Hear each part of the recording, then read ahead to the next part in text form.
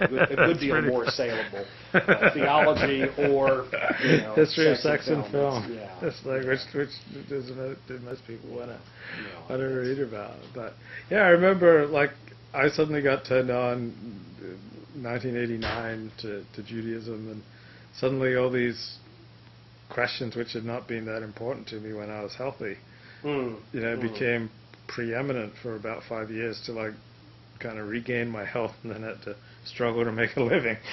Right. Since then, I kind of like struggled with these questions for about 5 years, and then struggled to make a living since then. So yeah, there were the dark nights of the soul, I'd say, between 1989 and 1993, 94, Sure. and then pragmatic considerations, or you make your choices and then you live them. It's like I'm sure there's a lot of questions that you dealt with a lot in your teens and early 20s, and then you made your choices and you right. Yeah, though I think probably doing the kind of work that I do means being probably unable to completely shelve almost any of those questions. I mean, I do have to keep coming back to them because sometimes I'm writing about them, but even when I'm not, I'm thinking about them, and I'm expected intermittently to teach about them. Right. So what's your second book? Is this the one coming out? Yeah. Now? So it's a book in kind of at the intersection of law and philosophy, and it's called Economic Justice and Natural Law, and essentially takes the classical, or in this case the new classical natural law tradition, and tries to apply it to a range of economic questions. So I'm in dialogue with a number of contemporary natural law thinkers. Who would be some of the most prominent of them? Well, probably the best known would be a legal philosopher at Oxford and Notre Dame called John Finnis. Most of these folks, interestingly, are not perhaps very interestingly, the natural law tradition is rooted in Aquinas. Most of them are conservative Catholics. But Germain Grisey, who is kind of the godfather of this group of people, not as well known as Finnis, but really the person kind of behind Finnis's thinking, was also the teacher of an Orthodox rabbi in Toronto, who's actually one of the leading Orthodox ethicists. You got to be careful. Okay. Who's one of the leading Orthodox ethicists in North America, and his name is escaping me now, but in natural law. Yeah, I mean he's David part Novak? of it. It could be David Novak. I'm thinking David Novak and David Bleich, and I don't remember which one of them. Okay, David Bleich's Orthodox, and I think David Novak's conservative. Yeah, I don't remember. So I'd have to go back and look, but one of those two I think was David Novak's in Toronto. Yeah, well, it probably is David Novak. First then, Things, who is, you read First Things? I haven't for a long time, but you're aware of what yeah, it is. But in he the writes event, a lot for First Things. Yeah, so but he's a student of Grisey, who was kind of the font of this intellectual approach. He did a PhD at Georgetown, I think, with Grisey. So what's like an example of a practical matter that you're discussing? Well, so what do I discuss? So I try to lay out. I think this is probably the most important thing. I mean, how does natural law thinking understand the nature of property, which surely lies at the root of everything else one wants to say about economic questions? And I think the natural law approach has been interesting because it has taken a very, if you will, kind of non-mystical view of property. John Locke, who's probably the most influential thinker, especially in America, about these matters, has this notion that what makes property mine is that he uses this famous phrase, mixed my labor with it. And it's a kind of almost spooky metaphysical view, it sometimes seems, where the natural law view has tended to say, look, certainly if you think about Aquinas or Aristotle, the model is something like this. Look, we've got all this stuff in the world. And we start out with the sense that it's there for the benefit of all of us. Now, given that it's there for the benefit of all of us, how are we going to parcel it out? Well, look, things probably are going to be better taken care of if each of them is somebody's responsibility in particular.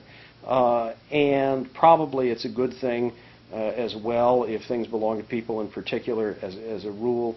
Maybe that'll be a spur to productivity. On the other hand, there's nothing magical or absolute about that, and if we have to limit that in one way or another for the benefit of the community, that's fine. I mean, it's just a very kind of pragmatic, hard-headed view that I think seems to be quite different from the Lockean view that often seems to lead to a kind of absolutism about property. So I start out in the book by laying out that sort of account of property, though I nuance the natural law account because I think in addition to those two factors that I just mentioned, there are a lot of other things that probably go into shaping a property system. Then I go on to talk about distributive justice, and distributive justice has been seen again by a lot of modern thinkers as what happens when some macro level authority, typically the state, tries to impose a pattern on the way resources are distributed in the society. And the natural law tradition, I think, has been much more inclined to say, no, distributive justice is really about justice in the various transactions that people have that lead to distribution and the circulation of goods and services in the society. But what are the principles for that? So again, I try to think about the criteria of distributive justice that the natural law tradition spells out, and to try to understand where we might get those criteria. So Finnis, has, for instance, in one place, he just kind of tosses off a list of criteria without really spelling them out. And I try to think about what the underlying rationale would be, why these would be criteria for distributive justice. Then I go on from there to talk about a range of other issues. I spend quite a lot of time talking about work, the nature and the significance of work, and what kind of organization of life at work is really fitting given the principles of natural law. And then I talk about a bunch of specific case studies in light of all of that. So that's the sort of thing I'm up to in that book.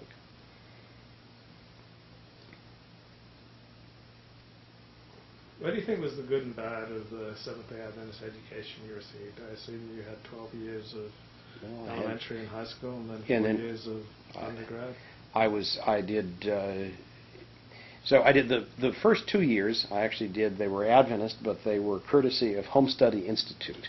So I studied at home with my mom with materials provided by HSI because in North Carolina, where we then lived, there was this little Adventist community, and because of some political problems they were having, my parents didn't want me at that Adventist school, and so I studied at home with my mom. Then we came out here, and I was in elementary school and high school here the whole time, except for the brief period when I had the privilege of going to school with you. Mm-hmm. And then I spent all of undergrad here at La Sierra, plus I did a couple of graduate courses at Loma Linda, just for the heck of it. I mean, I wasn't planning on doing a degree there, but I did one after I graduated.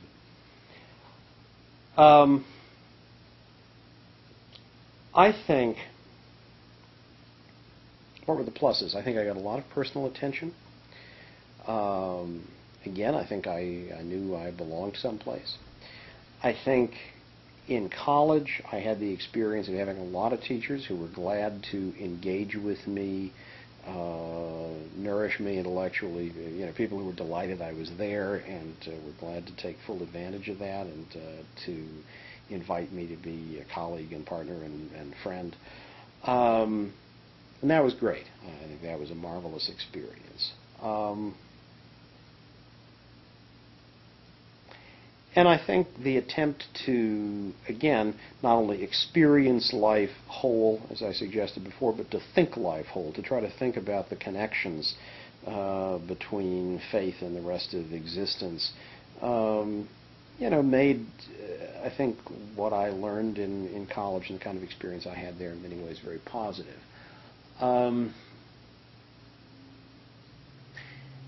I think as a